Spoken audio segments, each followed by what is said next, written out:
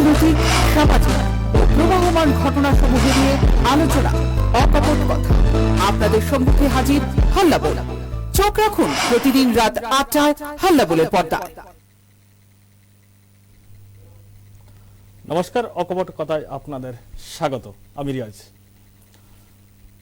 ADC নির্বাচন ও জোট রাজনীতি, নিশ্চয়ই আপনারা অবগত রয়েছেন যে উচ্চ আদালতের রায়ের পর কয়েক মাসের মধ্যেই এডিসি নির্বাচন অনুষ্ঠিত হতে যাচ্ছে। রাজ্যের রাজনৈতিক দলগুলি তৎপরতা শুরু করে দিয়েছে। যদিও বলা চলে এডিসি নির্বাচনের বহু পূর্বে থেকেই কিন্তু রাজনৈতিক দলগুলো তাদের সংসার গোছানোর কাজটুকু শুরু করে দিয়েছে। এ নিয়ে আজকের আমাদের আলোচনা। এই আলোচনায় যে বিষয় রয়েছে আমাদের, সেই বিষয় হলো এডিসি নির্বাচন ও জোট রাজনীতি। পাশাপাশি এডিসির বর্তমান হাল হকিকত জানার আমরা অবশ্যই চেষ্টা করব আমাদের অতিথির কাছ থেকে। এই বিষয় নিয়ে কথা বলার জন্য আমার সঙ্গে রয়েছেন আইএনপিটি ওয়ার্কিং কমিটি দলের সদস্য অনিমেষ দেববর্মা। অনিমেষ বাবু, আপনাকে স্বাগত। নমস্কার। অনিমেষ দা, শুরুতেই যাব আপনার কাছে। আসন্ন এডিসি নির্বাচন তৎপরতা শুরু হয়ে গেছে, আপনারও তৎপর হয়ে গেছেন। তার জন্য হয়তো আজকে দেখলাম যেটা প্রেস কনফারেন্স করেছেন আপনারা, প্রদ্যুৎ কিশোর দেববর্মনের যে নতুন দল, সেই দলকেই আপনারা সমর্থন করছেন, যেটা ইঙ্গিত পাওয়া যাচ্ছে। কি বলবেন এই বিষয়ে? আমাদের আজকে প্রথম কথা হলো যে এই স্টুডিওতে প্রথমবার এলাম, এবং ধন্যবাদ হাল্লা বলকে। আজকে আমাদের এমসিসির কনফারেন্স ছিল, মেম্বার অফ সেন্ট্রাল কমিটিস। আমাদের 18টা ডিভিশন কমিটির থেকে যারা এমসিসিরা রয়েছেন ওনারা আসছেন, এবং মত বিনিময় হয়েছে আমাদের মধ্যে। আগামী নির্বাচন আমরা কিভাবে লড়ব, কাদের সাথে যাব, কাকে নিয়ে একসাথে লড়লে পর আমাদের ইলেকশনের রেজাল্টটা ভালো হবে, এই বিষয় নিয়ে আমরা আলোচনা করেছি। এবং এই ইলেকশনটা খুব ভেরি ইন্টারেস্টিং। আমাদের ইয়েতে মহারাজ প্রদ্যুৎ কিশোরের যে দল তিপ্রা, এটা এনজিও ছিল, এবং ইতিমধ্যেই উনি ঘোষণা দিয়েছেন যে তিপ্রা একটা রাজনৈতিক দল হবে, এবং ওনারাও এডিসি নির্বাচনে প্রতিদ্বন্দ্বিতা করবে। তার আগেই উনি আমাদের কাছে প্রস্তাব দিয়েছেন যে রাজ্যের যতগুলো আঞ্চলিক দল আছে তাদের কাছে উনি প্রস্তাব দিয়েছেন যে একসাথে মিলে এই নির্বাচন আমরা লড়াই করব। তো এই প্রস্তাবটাকে নিয়ে আজকে আমাদের এমসিসির কনফারেন্সে আমরা আমাদের মত বিনিময় করলাম।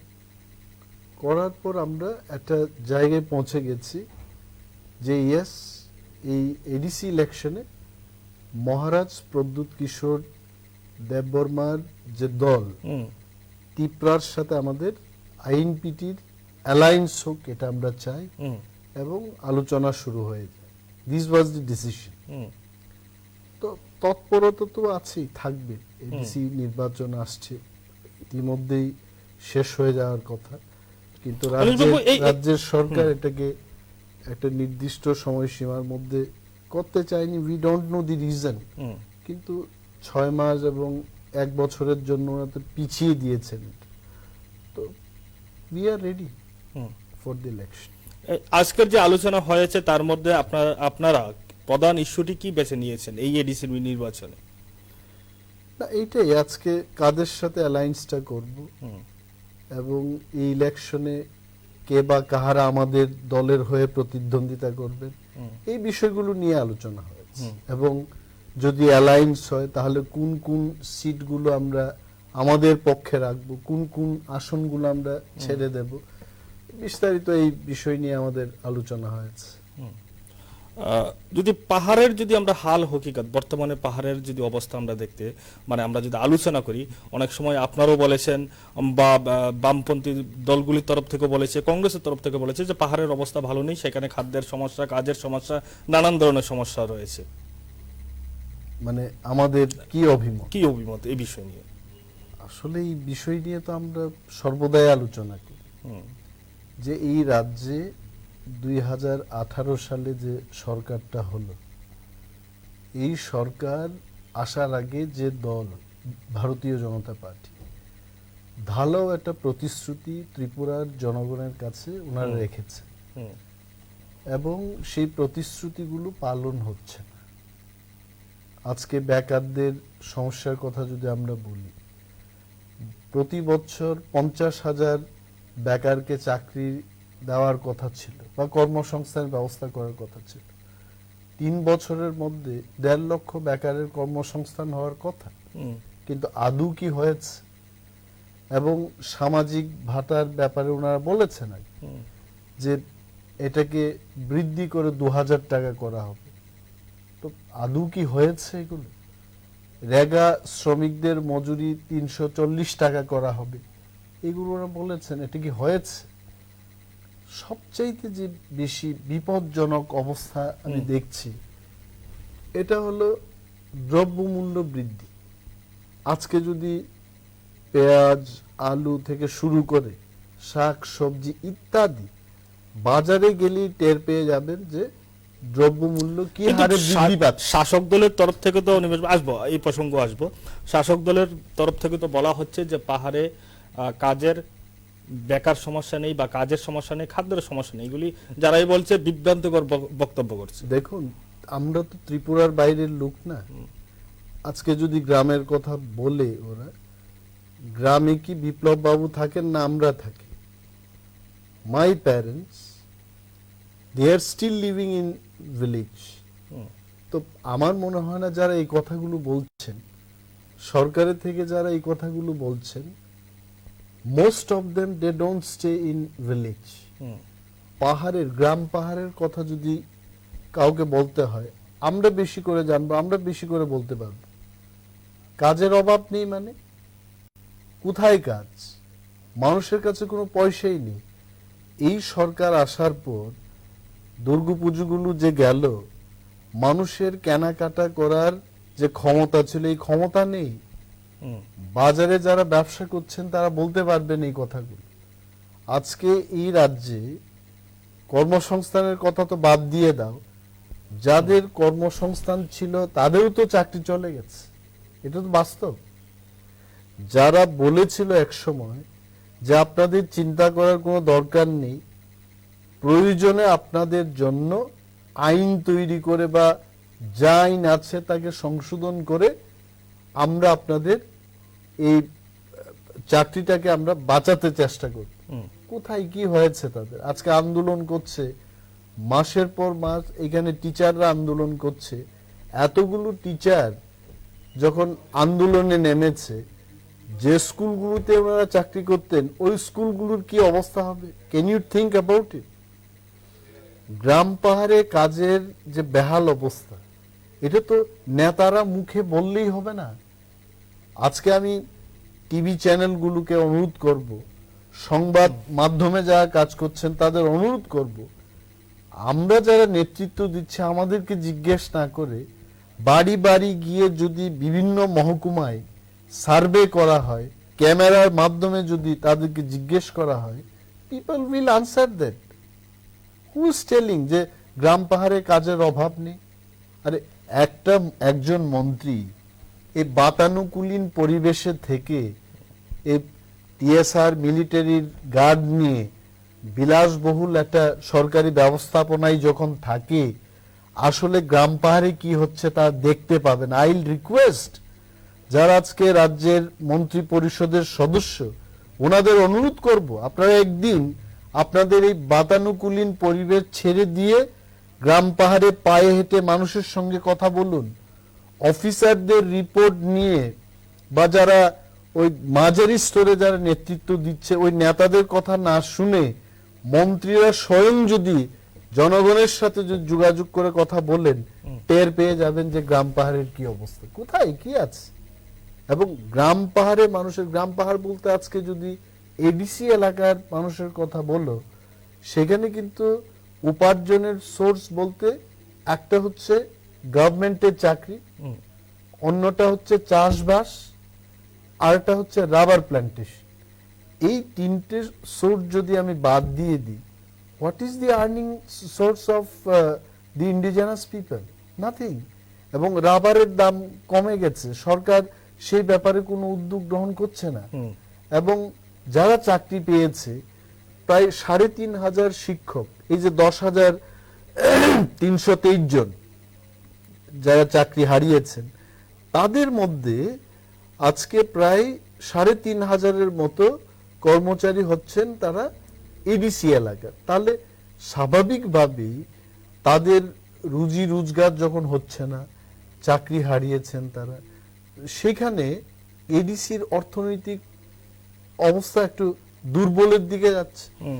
তো এখানে যদি কোনো সরকারের প্রতিনিধিত্ব যারা করছেন তা যদি বলে যে গ্রাম পাহাড়ে কাজের কোনো অভাব নেই, শুধু এডিসি এলাকা নয় অনিমেষ দাস, সেখানে শাসক দলের তরফ থেকে কিন্তু বারবার বলা হচ্ছে গোটা রাজ্যেই কর্মসংস্থানের ব্যবস্থা হচ্ছে, রোজগারের ব্যবস্থা হচ্ছে, কৃষির ক্ষেত্রে অনেক উন্নতি হচ্ছে। রিয়াজ, আমি তোমাকে বলবো যে তুমি আজকে নিউজ অ্যাঙ্কারিং এর কাজ করছো, আজকে যদি যেভাবে তারা বলছে যে রাজ্যের মধ্যে অনেক কর্মসংস্থান আছে এবং করে দিচ্ছেন, তাহলে তো তুমিও এখানে কম বেতনে কিন্তু এই অ্যাঙ্কারিংটা করতে না। I don't know, I may be wrong, there are an number of people যাদের শিক্ষাগত যোগ্যতা, আমি দেখেছি সংবাদ মাধ্যমে যারা কাজ করছে তারা ৩,০০০ টাকায় কাজ করছে, ৪,০০০ টাকায় তারা কাজ করতে হচ্ছে। তো এইগুলো কেন হচ্ছে? জার্নালিস্টদের যা করার, যা পাওয়ার, তাদের সুযোগ সুবিধা করে দেওয়া, সরকারের একটা ভূমিকা থাকে সেখানে, সেগুলো হচ্ছে না। তো আমাদের বক্তব্য হলো যে লিডাররা শুধু একটা বক্তৃতা করে গেল, উন্নয়নের একটা গল্প তৈরি করে মানুষের কাছে বলল, সেটা দিয়ে কিন্তু অ্যাকচুয়াল অর্থে উন্নয়ন হবে না। এবং যারা বলছেন যে রাজ্যের সর্বত্রই উন্নয়ন হচ্ছে, I am questioning only one thing to the government, যে আগরতলা শহরে আজকে আমি প্রায় 18 বছর I am living in Agartala, এবং এই শহরের মধ্যে আমি যখন প্রথমবার আসি বম্বে থেকে, তখন শহরের যে মশার উপদ্রব অনেকটাই ভালো ছিল। এবং আমি বলবো না যে লেফট ফ্রন্ট গভর্নমেন্টে তার কোনো ল্যাপস ছিল না, there used to be so many lapses.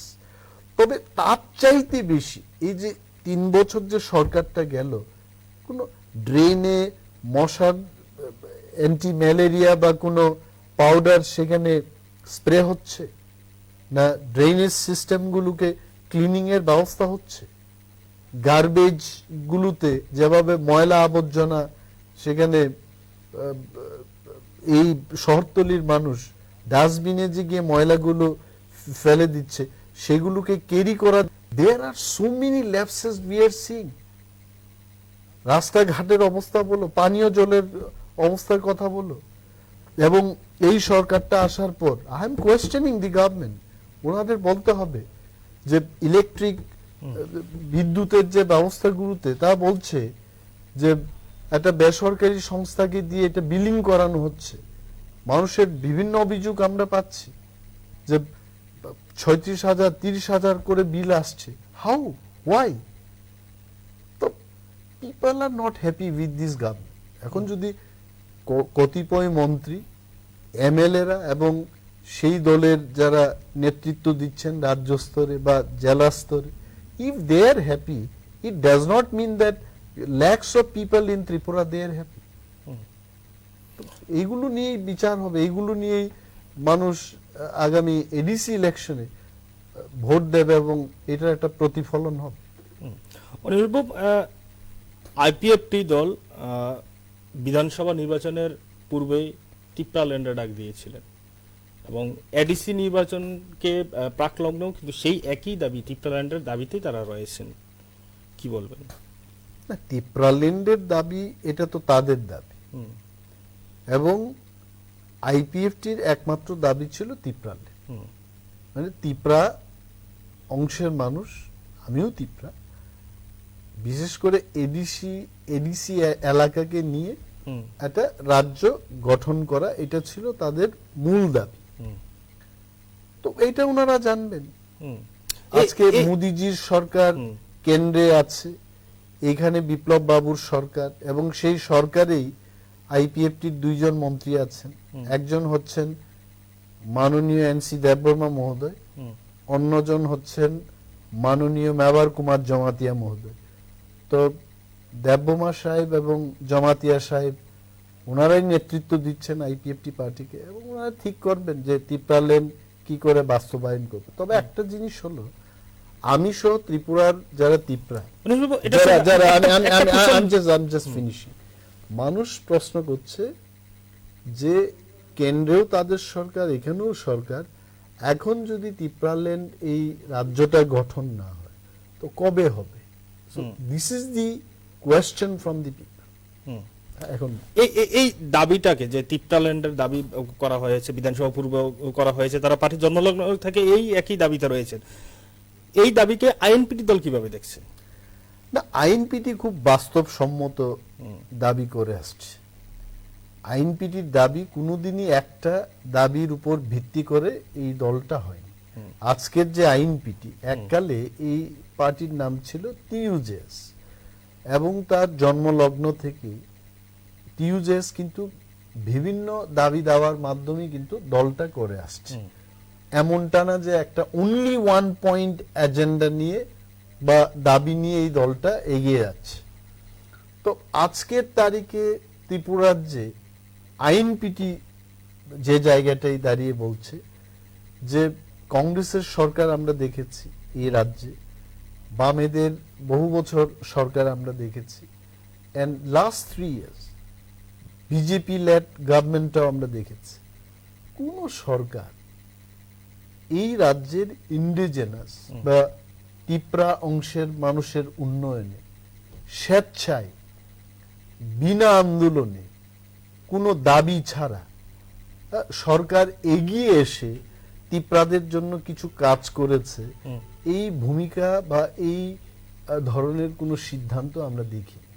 বর্তমানে এই দাবিটা প্রাসঙ্গিকতা কতটুকু রয়েছে বর্তমান অবস্থায়? এবং সেই জন্যে আইএনপিটি পার্টি সে মনে করে যে অন্তত এডিসির যে প্রশাসনটা আছে তাকে ডাইরেক্ট ফান্ডিং দেওয়া হোক।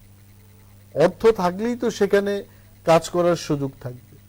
উইদাউট ফাইন্যান্স, মানে টাকা ছাড়া, অর্থ ছাড়া আমি যদি একটা বিশাল কোনো পরিকল্পনাও গ্রহণ করি, তাকে কিন্তু রূপায়ণ করতে গেলে, বাস্তবায়ন করতে গেলে সেখানে আমার টাকার প্রয়োজন। তো বহুবারই আমরা দেখেছি যে ট্রাইবাল সাব প্ল্যান, যেটা টিএসপি বলা হয়, সেখানে 31% এই রাজ্যের বরাদ্দকৃত টাকা এটা খরচ হবে তিপ্রাদের উন্নয়নে, কিন্তু where is the 31%? আজকে এই রাজ্যে তিপ্রা এবং নন তিপ্রাদের যে রেশিও, তো 31% তিপ্রারা এবং বাকি যারা এটা নন তিপ্রা। তাহলে এখানে যারা আগরতলায় বসবাস করছেন বা গন্ডাছড়ায় যারা বসবাস করছেন, বা আরো ভিতরে গিয়ে আমি যদি বলি রাইমা বেলিতে যারা বসবাস করছেন, তাদের জীবন মানের খুব বেশি পার্থক্য হওয়ার কথা ছিল না। Why? Because you are already allotting 31% of your budget for those remote area people. তো এইগুলো হচ্ছে না, এটা আমরা দেখেছি এবং দেখছি। তার জন্যই কিন্তু আইএনপিটি মনে করে এই আত্মনির্ভর করে তোলা স্বশাসিত জেলা পরিষদকে, এই লক্ষ্যে কিন্তু আইএনপিটির আন্দোলন হচ্ছে। এবং তিপ্রাল্যান্ডের যে প্রাসঙ্গিকতা কেন থাকবে না, এবং যারা নেতৃত্ব দিচ্ছেন সেখানে, তারা যদি সেইভাবে রাজনৈতিক কার্যকলাপ বা তার কর্মসূচি তারা যদি নিয়ে যেতে পারে, এখানকার তিপ্রাদের উন্নয়নে কেন্দ্রের কোনো কেন্দ্রীয় সরকার কেন না করবে? মোদিজির সাথে কথা বলতে হবে, অমিত শাহের সাথে কথা বলতে হবে। আদৌ কি এগুলো নিয়ে কথা হচ্ছে? এটা আমাদের সন্দেহ হচ্ছে। আদৌ কি, মানে আপনি সন্দেহ চোখে দেখছেন যে আইপিএফটি দলের তরফ থেকে যখন দিল্লিতে যাচ্ছেন এই বিষয় নিয়ে কথা হচ্ছে কিনা, তার মধ্যে আপনার আমাদের এইরকম একটা সন্দেহ হচ্ছে। কারণ অনেকগুলো আলোচনা চক্রে আমরাও অংশগ্রহণ করেছি। যেমন মানে ভারতবর্ষে যখন সিএবি বিলটাকে নিয়ে আলোচনা হলো, অল পার্টিজ, এক একটা স্টেট থেকে অল পলিটিক্যাল পার্টিজ আমাদেরকে ইনভিটেশন নিয়ে যাওয়া হলো দিল্লিতে। এবং এই রাজ্যে আমরা দেখেছি তখনও সিপিএম এবং কংগ্রেস দলের পক্ষ থেকে কেউ যায়নি সেখানে, কিন্তু আমি এনসিটি দলে ছিলাম সেই সময়। আমি গিয়েছি, এখানে টিএসপি, আইপিএফটি, আইএনপিটি সহ অন্যান্য যে সমস্ত রাজনৈতিক দলগুলো আছে আমরা সেখানে গিয়েছি, এবং আইপিএফটির যারা প্রতিনিধিত্ব করেছেন সেই দিন তো বলতে পারতেন ওনারা যে ওকে ইউ ইমপ্লিমেন্ট, আপনি যদি ত্রিপুরা রাজ্যে সিএবি ইমপ্লিমেন্ট করতে চান আপনি করুন, কিন্তু আমাকে একটা পৃথক রাজ্য যেটা আমার দাবি এটা দিয়ে দাও, আমার সেই রাজ্যে আমি করতে দেব না। দ্যাট ওয়াজ আ স্কোপ, আমি মনে করি that was a scope. So ওনারা তো সেই কথা বলেননি। So that is Y I am doubting, যারা আমাদের এই প্রোগ্রামটা দেখছেন আজকে এডিসি এলাকার বা আইপিএফটি যারা সমর্থন করছেন তারাও তো দেখছেন, তাদের উদ্দেশ্যেই বলছি, আপনারা যদি সত্যি এটা যদি আপনাদের দাবি হয় এবং এই দাবির স্বার্থে আপনারা লড়াই করছেন এবং সর্বস্ব ত্যাগ করে আপনারা লড়াইটা করছেন, তাহলে বলুন, আপনাদের নেতৃত্বদের বলুন এই বিষয় নিয়ে আলোচনা করা। মানে অনিমেষবাবু, আপনি বলতে চাইছেন যে আইপিএফটি শুধুমাত্র ভোটের জন্য বা নির্বাচনের জন্য এই ইস্যুটাকে সামনে আনছে? জানি না, আমি ভোটের জন্য আমি বলবো না, আমি জানি না। আমার বক্তব্য হলো যে এইটা যদি সত্যিকারের আপনার দাবি হয় তাহলে শুধু এই এডিসি এলাকায় গিয়ে মিটিং মিছিল করে শুধু বললেই হবে না। আপনি বাইক র্যালি করছেন, okay, it's okay, it is part of your political programme. এখন আইপিএফটি বাইক র্যালি করছে বলে আমি প্রতিবাদ করব না, এটা হতেই পারে। আইপিএফটি পার্টি সে জনসভা করতে পারে, করতেই পারে, it is a political party, recognised political party, করতেই পারে। My main focus is, since you are nationalist party এবং এটাই আপনাদের দাবি, বিজেপি এক্ষুনি মানে নরেন্দ্র মোদীজি যে সংখ্যা গরিষ্ঠতা নিয়ে দিল্লিতে কেন্দ্রের যে সরকারটা উনি চালাচ্ছেন, এই সরকার এত শক্তিশালী যে অন্যান্য দলের সাহায্য ছাড়াই তারা কিন্তু যে কোনো বিল পাস করতে পারে। This is the right time to do so. এবং আইপিএফটির নেতৃত্ব, বিশেষ করে মাননীয় এনসি দেববর্মা এবং মাননীয় শ্রী জামাতিয়া সাহেব, যদি এই দুইজন লোক গিয়ে যদি দিল্লিতে এই বিষয়টাকে আলোচনা করেন, I think there is a possibility. কিন্তু আদৌ কি সে আলোচনা হচ্ছে? আরেকটি বিষয় যেটা উদ্বেগজনক বিষয়, যে রাজ্যের মধ্যে হঠাৎ করে বৈরী তৎপরতা শুরু হয়ে গেছে, সেখানে অপহরণ, খুন, চাঁদাবাজি বিভিন্ন বিষয় সামনে আসছে এবং পুলিশও বেশ কয়েকটি জায়গায় সফলতাও পেয়েছে। এই ক্ষেত্রে কি বলবেন, হঠাৎ করে বৈরী আগমন, এই সব কাণ্ড রাজ্যের মধ্যে? আমি একটা জিনিস, এই বৈরী আনাগোনা এবং উগ্রপন্থার যে প্রবলেমটা আমাদের রাজ্যে, it should be addressed sincerely and with clear solution. Tripura রাজ্যে এই সমস্যাটার কারণে আমরা সবাই ভুক্তভোগী। আধারোমোড়া দিয়ে আমরা যেতে পারতাম না, লংতরাই দিয়ে আমরা যেতে পারতাম না, একটা এসকর্টিং এর ব্যবস্থা ছিল। তো সেই দুর্ভোগগুলো কিন্তু আজও আমাদের প্রতিটি মানুষের কাছে এখনো মনে আছে। তো এইগুলো যেন না হোক, আমি সেটা চাই। ত্রিপুরা রাজ্য শান্তি, সুস্থ এবং খুব শান্তির পরিস্থিতির মধ্যে থাকুক, এটাই কামনা করি এবং এইটাই হওয়া উচিত। এখন একটা জিনিস হলো, বামেরা যখন ক্ষমতায় ছিল এতগুলো টিএসআর ক্যাম্প দিয়েছে, যেখানে প্রয়োজন নেই সেখানেও দিয়েছেন, কিন্তু উনাদের আমি জানি, আমি নাম দিয়ে বলতে পারবো কয়েকটা জায়গায় যেখানে শুধু দুইজন কমরেডকে, সিপিআইএম পার্টির দুইজন নেতা মানে কমরেড কে গার্ড দেওয়ার জন্য একটা টিএসআর ক্যাম্পের ব্যবস্থা করেছে, এমন বহু ঘটনা আছে। তো এতগুলো ক্যাম্প দিয়ে উনারা সরকার থেকে চলে গেলেন এবং সেই সময় ত্রিপুরার যিনি প্রাক্তন মুখ্যমন্ত্রী, তখনকার মুখ্যমন্ত্রী মানিক সরকার মহোদয়, উনি বলেছিলেন যে এইবার উগ্রপন্থীর সমস্যা প্রায় শেষ। তো আজকে হঠাৎ করে এই যে সমস্যাটা চলে আসছে আমাদের কাছে, এটা কেন? ইভেন এটা আমারও প্রশ্ন যে এটা কি পুলিশ প্রশাসনের ব্যর্থতা, রাজ্যে যিনি স্বরাষ্ট্রমন্ত্রী ওনার ব্যর্থতা, না এটা কি যারা মানে সরকারে কাজ করছেন তাদের ব্যর্থতা? এই প্রশ্নগুলো কিন্তু আমরা এখন সরকারের কাছে করছি এবং উগ্রপন্থার সমস্যার সমাধানে এই সরকারকে একটা অ্যাসার্টিভ ভূমিকা, মানে এইটা যেন চিরতরে শেষ হয়। আজকে 100 জনের একটা টিম আসছে, কালকে 60 জনের একটা টিম আসছে। আমার মনে হয় it is my suggestion to the government, একটা আলোচনার ভিত্তিতে বা আলোচনাতে যদি ওরা আসতে না চায় তাহলে কঠোর পদক্ষেপের মাধ্যমে এই সমস্যার সমাধান হওয়া উচিত।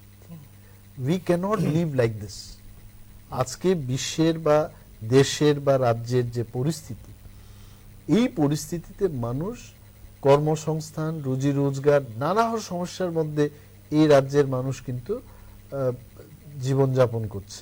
তার মধ্যে নতুন করে যদি উগ্রপন্থা কার্যকলাপের জিগির যদি আবার উঠে আসে, এটা কিন্তু এই রাজ্যের মানুষের জন্য কোনো কল্যাণ হবে না। একদম। Whether a party INPT is going to make alliance with Congress party in upcoming ADC election? Today we had our MCC conference in Agartala Press Club, and we are very clear. All our central committee members have given their personal and divisional committees opinion. We have resolved that in the coming ADC election we are not going to have any alliance with any national party. So question does not arise. I don't know if I'm also authorized to tell this, that there, at least in this ADC election, there will be no alliance with Congress party, BJP party or any national party. That has been resolved. You have alliance with the Congress party since 35 years. So why this time your party is not interested to make alliance with Congress? See, Riyaz, one thing, 35 years our alliance was with Congress. In different election we had gone for alliance with Congress party. See, alliance, why do we make alliance? It is just to increase the winning possibilities, to form the government. Okay? You and me, if we collaborate together, we can fight the opposition party together, then your winning possibility goes up. Correct? So the alliance is made based on this strength. Definitely INPT party would be interested to have an alliance with a stronger party who has base in ADC area. Right now, fortunately or unfortunately, I'm sure Congress office bearers will not mind if I tell this. Congress does not have significant base in ADC area. If at all, if anyone is having right at this point of time, it is Maharaj Pradyut Kishore Debarma and his Tipra party has got very, very significant base in ADC area. So we would be interested to form an alliance with his party rather than having alliance with Congress party. So it does not mean I am not going to tell that Congress is a bad party. Who knows, in tomorrow's election, I mean the other elections like parliament election or state assembly election, we may have alliance, but based on the strength of that party. We are nothing against Congress party, but the election and the alliances are made based on this strength. আপনি বলেছেন প্রদ্যুৎ কিশোর দেববর্মার নতুন যে দল রয়েছেন সেই দলে আপনার interest রয়েছে এবং সেখানে আলোচনা সহমত হয়েছে, যেটা ইঙ্গিত পাওয়া যায় ভবিষ্যতে হয়তো আপনার জোট হবে। আপনাদের মূল উদ্দেশ্য কি থাকবে এই জোটের মধ্যে? এডিসি ইলেকশন নির্বাচনে এডিসি জনতাদের মন জয় করার জন্য আপনাদের মূল কি মানে পদক্ষেপ থাকবে বা কি উদ্দেশ্য থাকবে সেখানে? এডিসি যদি জয়ী হন তারপর আপনারা কিভাবে সাজাবেন? প্রথম কথা হচ্ছে এডিসিটাকে অর্থনৈতিকভাবে আত্মনির্ভর করতে হবে, which no government in ADC 25 বছর বা তারও বেশি সময় বামেরা সেখানে ডাইরেক্টলি ইনডাইরেক্টলি ওনারা শাসন করেছে এবং মাঝখানে কংগ্রেস টিউজেস 5 বছর ওনারাও ক্ষমতায় ছিলেন and for some times it was IPFT then INPT then NSPT so এই সময়টাকে বাদ দিলে কিন্তু most of the time directly and indirectly বামেরা ক্ষমতায় ছিল সেখানে তো এডিসিটাকে অর্থনৈতিকভাবে আত্মনির্ভর করার কথা কেউ ভাবেনি আওয়ার পার্টি এবং আমাদের সাথে যারা অ্যালায়েন্স করে আমরা যদি সেখানে ক্ষমতায় বসতে পারি we would ensure that autonomous district council অর্থনৈতিকভাবে যেন স্বাবলম্বী হতে পারে সেই দিশায় আমরা কাজ করব এবং এখানে কর্মসংস্থানের ব্যাপার রয়েছে ল্যান্ড রাইটস এর ব্যাপারগুলো রয়েছে এডিসি এলাকার বহু এলাকা most of the area in ADC এইগুলো জানতে অজান্তে আমি বলবো নোয়িংলি আননোয়িংলি এই এলাকাগুলো রিজার্ভ ফরেস্টের আওতাধীন এবং আমরা চেষ্টা করব যে এই রিজার্ভ ফরেস্ট এরিয়াগুলো কমিউনিটি ওনার্সদের কাছে কিভাবে এটা ট্রান্সফার করা যায় যেভাবে আজকে মেঘালয়া রাজ্যে সেখানে খাসি বা গারো জয়ন্তিয়া এদের যে জমির মালিকানা জমি কেনা বেচা শিডিউল এরিয়াগুলোতে যেভাবে হচ্ছে সেইভাবে এই রাজ্যে আমাদের করতে হবে না হলে আমার এই ল্যান্ডের উপর যদি আমার কোনো রাইটস না থাকে সেটাকে কিভাবে ব্যবহার করবে I mean you will be amazed to see যে সেখানে 200 বছর ধরে 150 বছর ধরে কোন একটা পরিবার বংশ পরম্পরায় সেই জায়গায় বসবাস করছে সেখানে আমার তিপ্রা লোকেরা তারা অশিক্ষিত বলে হঠাৎ করে এটাকে ফরেস্ট রিজার্ভ বলে ঘোষণা করে দেওয়া হলো তো এগুলো তো হয় না এগুলো আমরা দেখব if we are really fighting as a politician অনেকে ভাবতে পারেন যে অনিমেষ বাবু শুধু তিপ্রাদের নিয়ে কথা বলছেন না যেখানে যাদের জন্য কথা বলতে হবে আমরা বলবো আগরতলা শহরে যদি গ্যাস পাইপলাইনের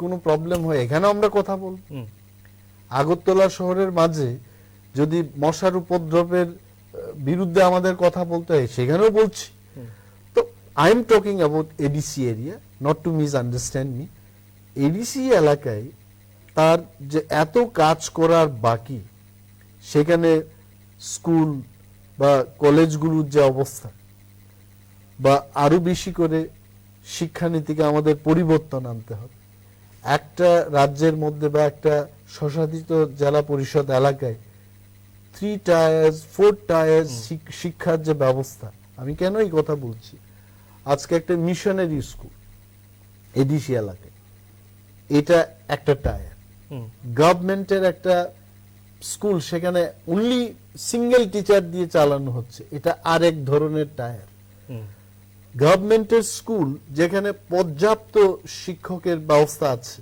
শিক্ষক শিক্ষিকার ব্যবস্থা আছে এটা ডিফারেন্ট টায়ার ইউ আন্ডারস্ট্যান্ড তো এই যে একটা এডিসি এলাকায় বা একটা রাজ্যের মধ্যে মাল্টিপল শিক্ষার যে ব্যবস্থা এটা হয় না অল চিলড্রেন যারা সমস্ত ছাত্রছাত্রীরা যেন একই টাইপের শিক্ষানীতি বা শিক্ষা ব্যবস্থার সুযোগ পায় সেগুলো আমরা করতে চেষ্টা করব কারণ the next generation the next century এটা হবে কিন্তু শিক্ষার এবং জ্ঞানের লড়াই এটা এই রামদাদ নিয়ে বা লাঠিয়াল বাহিনী দিয়ে যুদ্ধ জয় করা বা দেশ জয় করা সাম্রাজ্য বিস্তার করা এই দিনগুলো কিন্তু চলে গেছে the world has changed India has changed Tripura also is changing ADC has to change তো এই জায়গায় এই বিষয়গুলো নিয়ে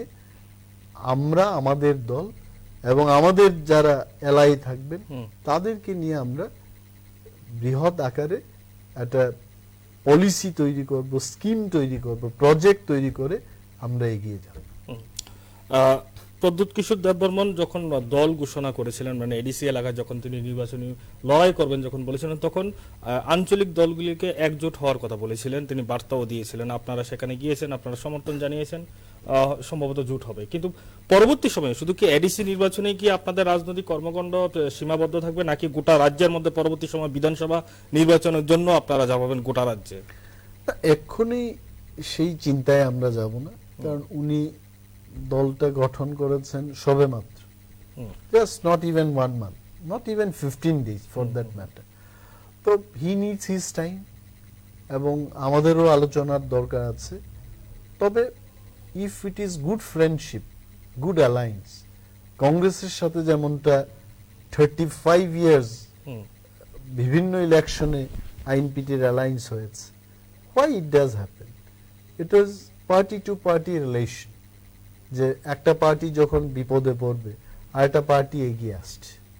তবে কংগ্রেস পার্টির যতটুকু করা দরকার ছিল আইএনপিটিকে সাথে নিয়ে, সেগুলো কিন্তু উনারাও to the level of our satisfaction এই কাজগুলো করেন নাই। তো করলে পর কিন্তু আজকে এডিসি এলাকায় কংগ্রেসের জমজমাট একটা বেশ থাকতো।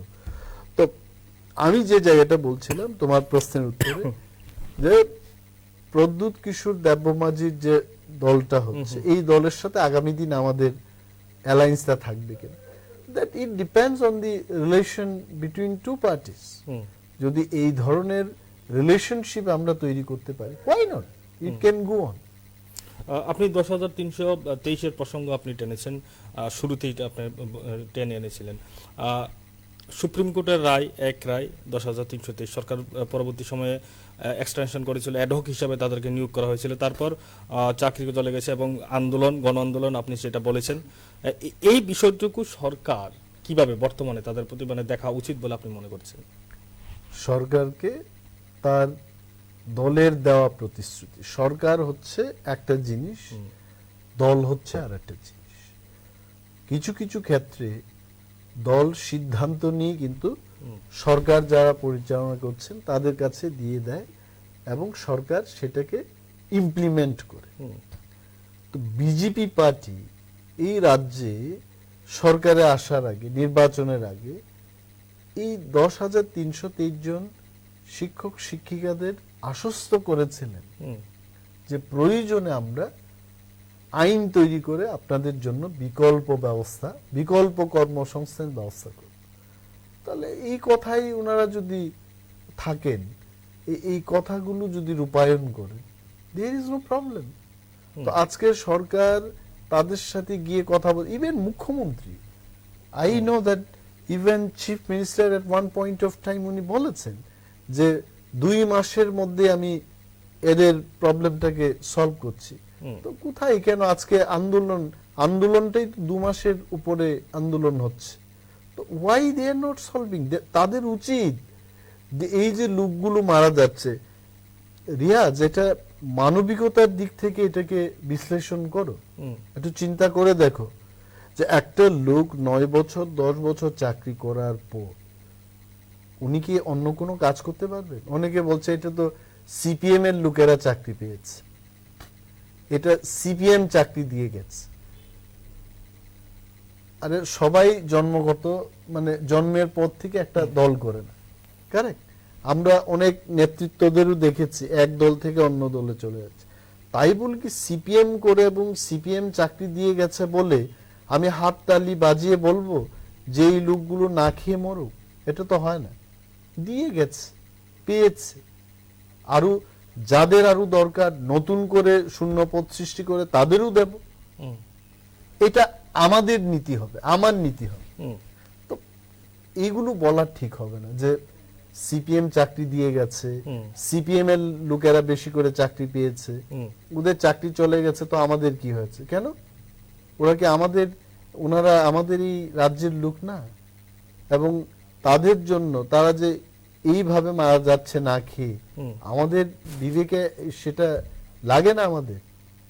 তো সরকারের উচিত যে তারা যে প্রতিশ্রুতি এই 10,323 জন কর্মচারীদের দিয়েছেন সেই প্রতিশ্রুতি যেন পালন করে।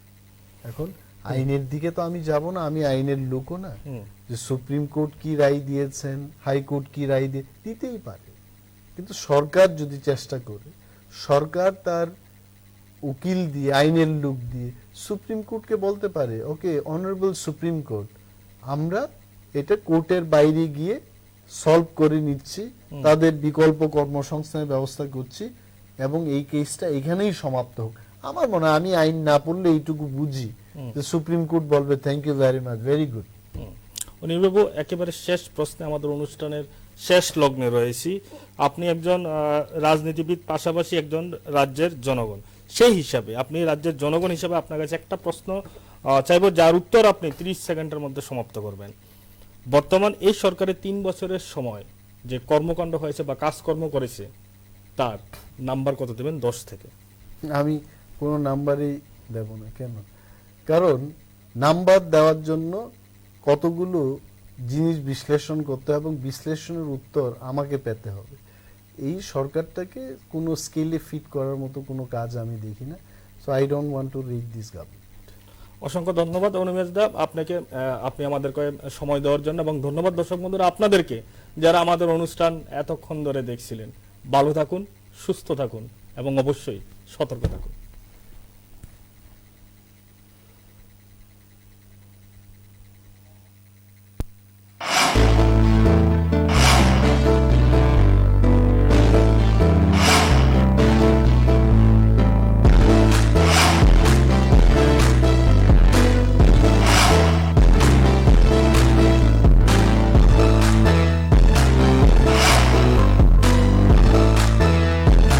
রাজনৈতিক, সামাজিক ও প্রবাহমান ঘটনাসমূহ নিয়ে আলোচনা, অকপট কথা, আপনাদের সম্মুখে হাজির হাল্লা বল।